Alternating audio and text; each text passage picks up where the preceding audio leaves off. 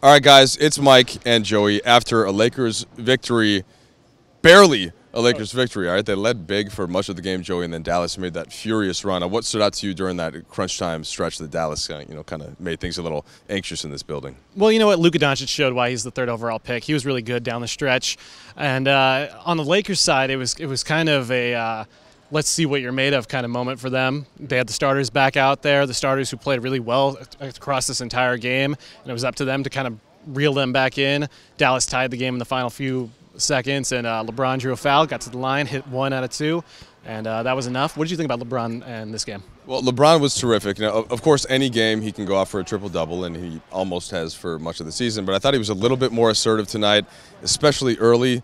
He was efficient from the field, especially from the three-point line. That had been something that has just been kind of coming along game by game.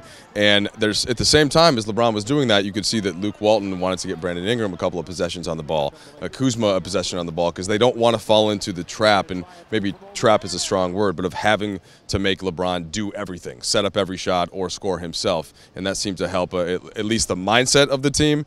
Of course, when they actually did need to win in the one possession, they went right back to LeBron, and he drew the foul like you mentioned. Right, it makes sense. He's the top player in the world. He scored 29 tonight. Another guy who I thought had a really strong night was JaVale McGee, a guy who hadn't had a double-double in over a year. He comes out, he has one tonight, and not just a 10 and 10 kind of double-double. It was a 16-point, 15-rebound, 5-block double-double for JaVale McGee, 5 on the offensive glass, and he was just really good in that screen and roll with Lonzo Ball, and I just liked what I saw from JaVale tonight. Well, he played 35 minutes also, which is not something that you would have expected just based on what his role was the last couple of years in the NBA, and he absolutely has risen to it, Joey. The last point I wanted to make, so in the locker room, I was asking Kyle Kuzma essentially, why was Lonzo Ball more engaged in this game tonight compared to what he was in Minnesota when Lonzo himself said that he wasn't? And I thought he made an interesting point. He said basically if Lonzo is looking to score, if he's aggressive in that way, that can lead to him being aggressive everywhere else because he's always going to pass, he's always going to rebound, he's always going to be engaged defensively, but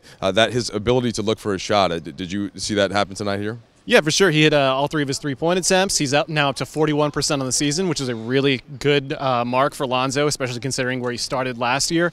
And talking about JaVale McGee, a lot of JaVale's success tonight stemmed from his two-man game with Lonzo, and they really put DeAndre Jordan on his heels, and he's one of the best rim protectors in this league. So it was nice to see both Lonzo and JaVale come out and play the way they did tonight.